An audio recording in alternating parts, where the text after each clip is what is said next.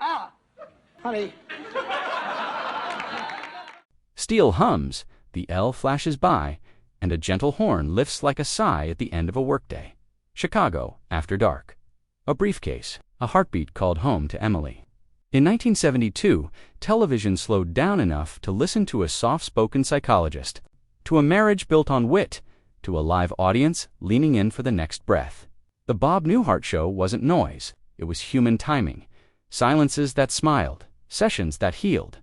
For 6 seasons and 142 visits, the city felt close, and the couch, closer proof that small moments, told honestly, last the longest. Fact number 10. The train stop, you blinked and missed. Watch the opening credits closely.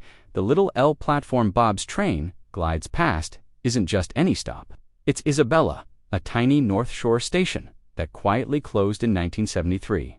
Before it vanished, the crew captured it for those breezy Chicago montages, giving a defunct platform a kind of sitcom immortality. You can almost feel the chill off the lake, the rumble of steel, Bob's briefcase steady in his hand, ordinary city life sealed in amber. For fans who rode the Evanston line, it's a time capsule. For everyone else, a hidden postcard from a Chicago that's gone. Next time the theme plays, look again. There's a farewell wave in those frames you never knew was there. Fact number 9. The campus game that immortalized a greeting. It started as a friendly throwaway. Hello, hi Bob. A simple beat that fit the show's gentle rhythm. But in the 1980s, college dorms turned that greeting into ritual. Students watched reruns and took a drink every time anyone said the words. It spread from campus to campus, whispered like folklore, until it became what historians now consider the first widely documented TV prompt drinking game. Bob himself later joked about its origins possibly at Southern Methodist University and worried only that no one should play and drive. Even Saturday Night Live tipped its hat with a 1995 sketch. What began as warm sitcom manners became a pop culture echo, proof that the show's quiet cadence lodged deep in memory. And it all hinged on 2 small words that felt like coming home. Fact number 8. The no kids rule that quietly changed the show. In an era when sitcom dads tripped into trouble and precocious kids rescued them, Bob Newhart drew a line. From the very start, he told MTM he would play a psychologist, keep a live audience, and he and Emily would have no children. He didn't want the stupid daddy plots. He wanted adult rhythms, 2 professionals, late-night conversations, friendships, patience, Chicago. Years later, the writers handed him a script where Emily is suddenly pregnant. Bob read it, smiled, and phoned the producer with a deadpan dagger. It's very funny. Who are you going to get to play, Bob? The episode aired as a dream. The rule held that choice kept the show wry and grown up, a marriage built on wit and respect rather than punchlines from the nursery. Fact number 7, the patient who escaped the show. Every sitcom has a character who lingers in the mind. For the Bob Newhart Show, it was Mr. Elliot Carlin, prickly, wounded, eternally unsatisfied. He didn't just haunt Bob's couch, he slipped into other worlds. In 1985, Jack Riley took Carlin right into the halls of St. Elsewhere, nursing the same anxieties under harsher fluorescent lights. 2 years later, he turned up on Elf, a blink and grin cameo for viewers who recognized that unmistakable sourness in a therapist's chair. And in 1988, Newhart gave him a winking appearance, as if TV itself couldn't resist keeping Carlin on the couch. It was an early playful thread in the idea of a shared television universe, proof that the most human characters can't be contained by a single title card. Fact number 6, the 1976 group session that quietly broke new ground.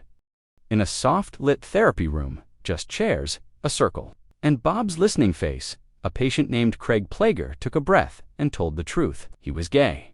No shock music, no wink. Just a man asking to be seen.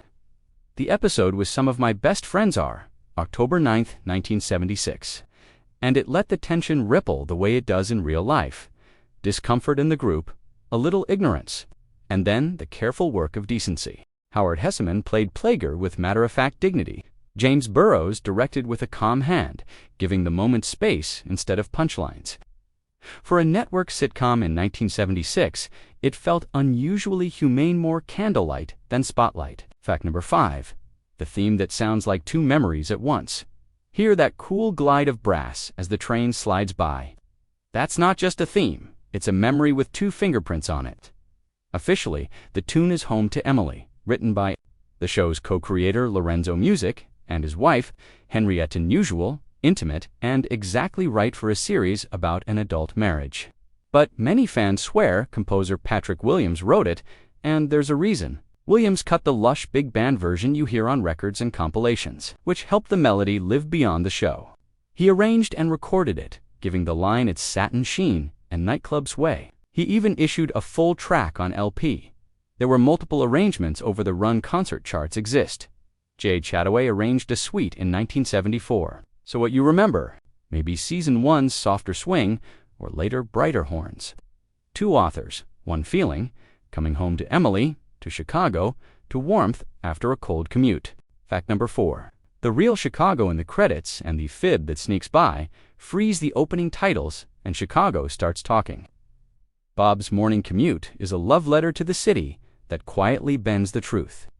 He steps off the L at Isabella, a tiny purple line stop on the Evanston branch that actually sat well north of the Hartley's neighborhood, and it closed in 1973 in the show's second season. Then, that last upward glance, it's at the Thorndale Beach Condominiums, 5901N, Sheridan RD, in Edgewater.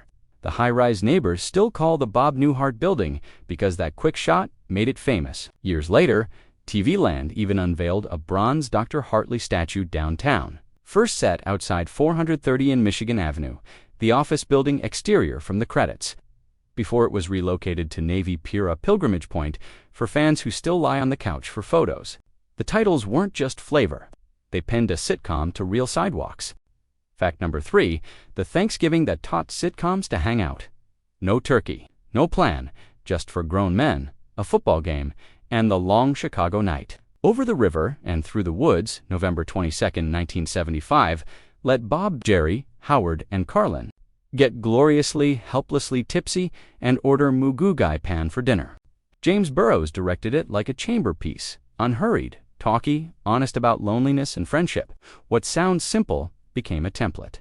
An adult hangout bottle episode where the jokes come from how people really behave when plans fall apart. The episode's rhythm, boozy warmth, small irritations, found family, echoed through later sitcom holidays, but few have its gentle ache. Fact number 2, the dentist who quietly became the show's house director, while audiences knew him as the wry orthodontist next door. Peter Bonners was slipping behind the camera and reshaping the show's rhythm. Beginning in 1974, Bonners started directing the Bob Newhart Show and ultimately helmed 29 episodes, learning, as he later said, to build scenes around Newhart's reactive silence and the live audience heartbeat. That on-set apprenticeship launched a powerhouse directing career, 93 episodes of Murphy Brown, plus stints on Home Improvement and Friends, carrying the Hartley cadence into the next generation of sitcoms. Watch the later seasons and you can feel it.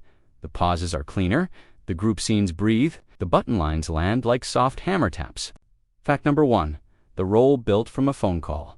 Before Carol Kester ever picked up Bob's office line, another call changed everything. After dozens of wry, winning appearances on The Merv Griffin Show, Marcia Wallace caught the eye of CBS titan Bill Paley. He urged MTM's Grant Tinker to hire her, not audition her, hire her. The producers didn't just cast Wallace, they wrote Carol specifically for her. The laugh, the timing, the secret tenderness under the sarcasm. That's why Carol never feels like a sitcom receptionist. She feels like a person you've known for years. She feels like a person you've known for years, because she was built around one. Decades later, the show saluted that alchemy.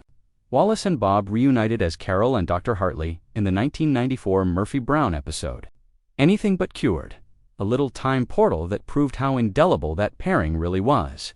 The city lights fall back, the horn settles, and there, in that small office with a couch and a chair, we remember why this show stayed. Not for twists, but for timing.